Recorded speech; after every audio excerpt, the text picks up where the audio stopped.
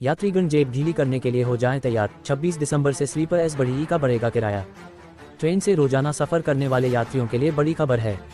26 दिसंबर से ट्रेन किराए में बदलाव होने जा रहा है। इसका असर लंबी दूरी के यात्रियों पर पड़ेगा। देश में रोजाना करोड़ों यात्री ट्रेनों के जरिए एक शहर से दूसरे शहर का सफर करते हैं। रेलवे आम आदमी की सबसे बड़ी लाइफलाइन मानी जाती है।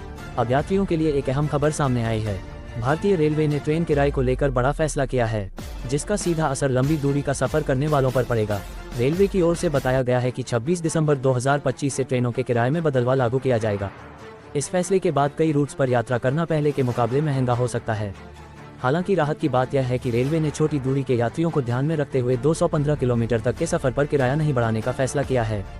इसका मतलब है कि रोजमर्रा की यात्रा करने वालों को फिलहाल झटका नहीं लगेगा, लेकिन लंबी दूरी के यात्रियों को जेब ढीली करनी पड़ सकती है।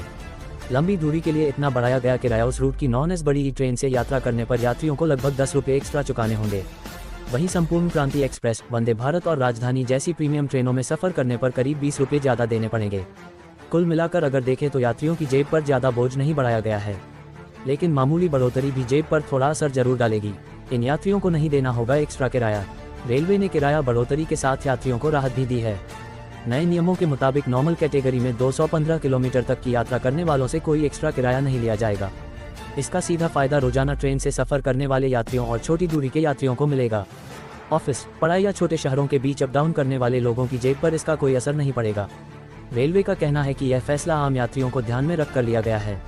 रेलवे का मानना है कि लंबी दूरी और प्रीमियम यात्रा में हल्की बढ़ोतरी से संसाधन बेहतर होंगे, जबकि छोटी दूरी के यात्रियों को राहत मिलती रहेगी। इस तरह किराया बढ़ाने में बैलेंस बनाए रखने की कोशिश की गई है।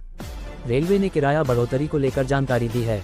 ये बदलाव सिर्फ 215 किलोमीटर से ज़्यादा की लंबी दूरी की यात्राओं पर लागू होगा।